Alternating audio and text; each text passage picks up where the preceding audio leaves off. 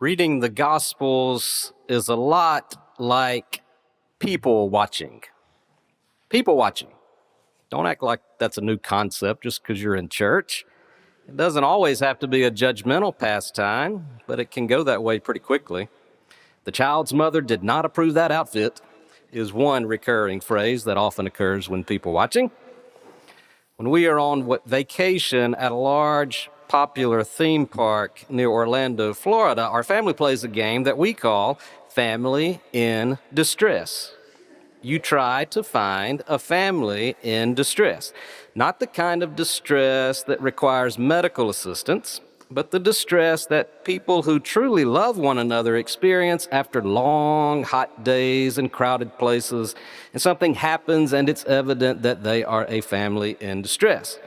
Little brother screaming in the stroller. Big sister wants to stop here, but the line is really long. The parents are talking, almost, but not quite yelling, and you can tell that communication is not happening between them. The looks on their faces tell the story. So when we encounter these families, not judging them, of course, we just point them out to each other. Like bird watching, but with people. It's very important to play the game as often as possible, because if you are not playing the game, then you are the family in distress. Jesus sets his face toward Jerusalem, the direction of suffering, the city where he would make the ultimate sacrifice. He sends his messengers ahead of him to make arrangements, and they enter a Samaritan village. And I can't think of an analogy or a metaphor to convey how much Samaritans and Jews disliked each other. They are beyond a family in distress. There are no good Samaritans in this story, and they refuse Jesus and the messengers. Samaritans only in this town, Jews not welcomed here. Now get ready for the people watching, because we get a front row seat to how James and John respond. They ask Jesus, "Lord, do you want us to command fire to come down from heaven and consume them?" Some manuscripts include the phrase, "just like Elijah did," because they knew the story of the prophet Elijah when he met the messengers of the king of Samaria, and the conversation went a little sideways. It ended with a fireball from heaven and fewer Samaritans on earth. But James and John, they are disciples of Jesus. Now, I'm glad they asked his permission rather than call up a weapon of mass destruction in the moment, but had they not listened to anything Jesus had said the whole time they had known him? Seriously, what could Jesus have ever said to make these two think that would ever be a good idea? We expected a lot more from those two. The Gospel of Mark, as Morris points out, calls these brothers James and John sons of thunder. And some people think this episode is the reason why they got that name. Was this a momentary lapse in judgment? Now, I'm just people watching here, but it does seem like a good possibility.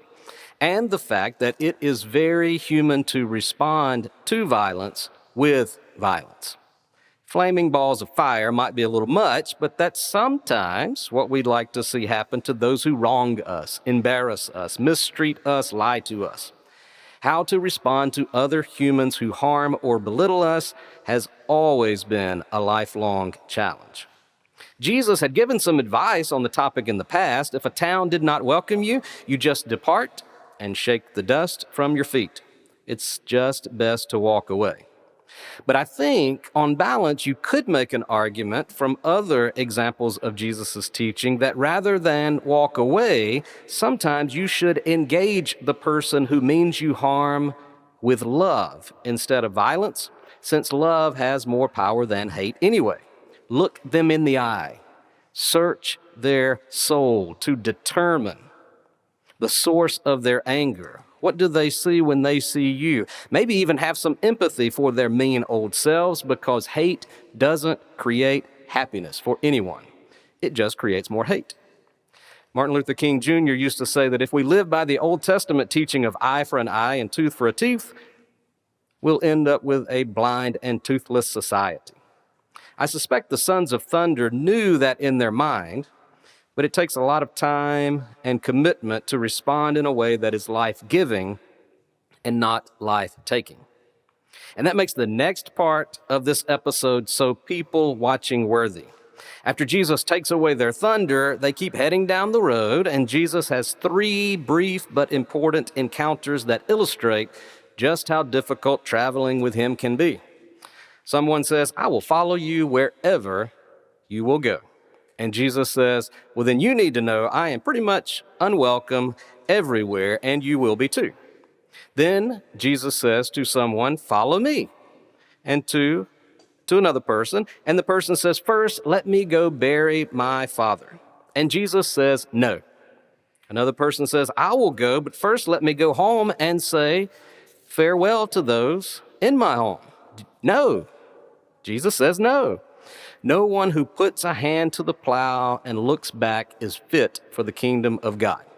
All right, now the first of those 3 I can handle because choosing to live by another way can and should cause us some personal discomfort and some risk, allowing us to put trust in God and the community around us.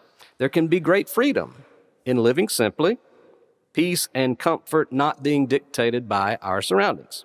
I like that one. I like it a lot. I don't like the second one. To tell you the truth, the person just asked to bury his father. Devout Jews had a duty to bury the dead. That doesn't seem to matter to Jesus. And the third one is similar, except the people are alive, not dead. But no, there will be no farewell for this potential follower of Jesus. Now, some commentators can explain away these responses of Jesus so that they are not quite as radical, but I'm not convinced. So I just choose to believe that the cost of discipleship is incredibly high. And we just have to figure out what that cost means and if we will afford it. This little episode does help me make sense of some people who are called to do important things for the kingdom of God that happens to have negative impacts on the people they love. I recently read a page-turner of a novel by Ann Patchett, and I won't tell you the title because I'm about to give you a big spoiler. There's a family, mom, dad, 2 kids. Pretty well off, and they purchase this impressively large and fancy house. And they have paid staff running around to help raise the children, take care of the house, etc. And then one day, without warning, mom leaves, never writes, never calls. She moves to India to help orphaned children, forsakes her own children for children on another continent. She wasn't comfortable in that big house with the life she was living, and she had a calling that she had neglected for a long time, and she left. But then, when the kids are middle-aged, she reappears, doesn't look for them, but ends up being reconnected, and the children have completely different reactions. One child welcomes her with open arms, happy that now she has a chance to know her mother. The other child has the opposite reaction. Angry, angry, angry. I suspect even with that limited description of the situation, all of you have decided which child you would be. Some of you are ready to call down fire from heaven upon her. Another character in the story tells the angry child that he should not be so hard on his mother. "She's a saint," she says, to which he responds, "She is not a saint. Taking care of someone who doesn't know you doesn't make you a saint." And then the lady responds again, "I think it's hard for people like us to understand. I just want her to be one of us. But when you think about saints, I don't imagine any of them made their families happy." Some callings are radical in that way, I guess, and in the way Jesus describes in this text, but all callings have some level of uncomfortable commitment required. So Jesus says, keep your hand on the plow. Don't look back. But even that might be a radical statement, something only for saints. Keeping your hand on the plow and not looking back can be tough because there's a reason you want to look back. There's a reason you do look back. You might be convinced that what you are looking back at needs to have some resolution before you plow forward. All of that stuff that's unresolved back there, unfinished business back there, you sometimes feel it would be most appropriate to stop plowing pause the plowing, focus on those nagging things, or strive to remember and dwell on what life was like before a tragedy occurred, or a promise was broken, or any other life-changing event. And that makes sense, because it's not healthy to just keep plowing and pretend all that stuff you'd like to dwell on did not happen, doesn't exist, because it did happen. But then, when you take your hand off the plow and focus too much on the past, the row you've been plowing is no longer straight, and you've plowed into another row or outside the field altogether. Here's an idea. Maybe you can plow forward, not for the purpose of forgetting the past, but remembering in a way that shapes that harmful past into something healthy to create a better future. If you keep your hand on the plow, you are going to prepare the soil for good things to grow.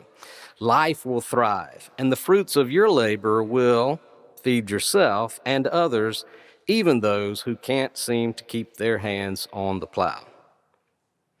Heard the voice of Jesus say, "Come unto me, I am the way. Keep your hand on the plow. Hold on. When my way gets dark as night, I know the Lord will be my light. Keep your hand on the plow. Hold on." That's a verse from the folk song, "Keep Your Hand on the Plow," that's inspired by this text from Luke, and you really ought to hear Mahalia Jackson sing it, the queen of gospel. During the Civil Rights Movement, the song became "Keep Your Eyes on the Prize." Freedom's name is mighty sweet, and soon we're gonna meet. Keep your eyes on the prize. Hold on. I got my hand on the gospel plow, wouldn't take nothing for my journey now. Keep your eyes on the prize. Hold on. When I read this difficult invitation from Jesus on that dusty road to people who want to follow him who knows where, but they are hesitant, I hear music. It's music from a harmonica, followed by a piano. And that dusty road is a dusty beach road filled with skeleton frames of burned-out Chevrolets. The screen door slams, and Mary's dress sways. Like a vision, she dances across the porch as the radio plays. Now, I know I'm skating pretty close to sacrilege, even in this Baptist church, by quoting a Bruce Springsteen song in a sermon.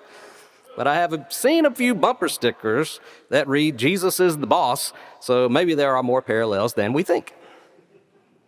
We don't get the young man's name in the song, but he's a son of thunder, inviting Mary to take that long walk from the front porch to his front seat. The door's open, but the ride, it ain't free.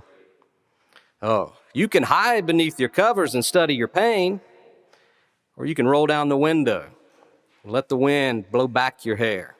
So take my hand, sit tight, hold on. Thunder Road. Keep your hand on the plow, hold on. We took the youth group to Six Flags in Atlanta on Monday this past week. There are pretty scary roller coasters if that place is new to you. I was with one group of the young people, and we approached a roller coaster that has drops and loops, twists and turns. It looked like something James and John would have designed and made the Samaritans ride to punish them for their unkindness. A younger youth asked an older youth, "Are you going to ride that?" The older youth rides everything. That's what older youth do. They ride everything. But rather than just say, "Of course I am," or belittle the younger youth for such a question, do you know what he said? I know, because I was people watching and I was people listening. He said, "I will if you will." And off they went. They held on.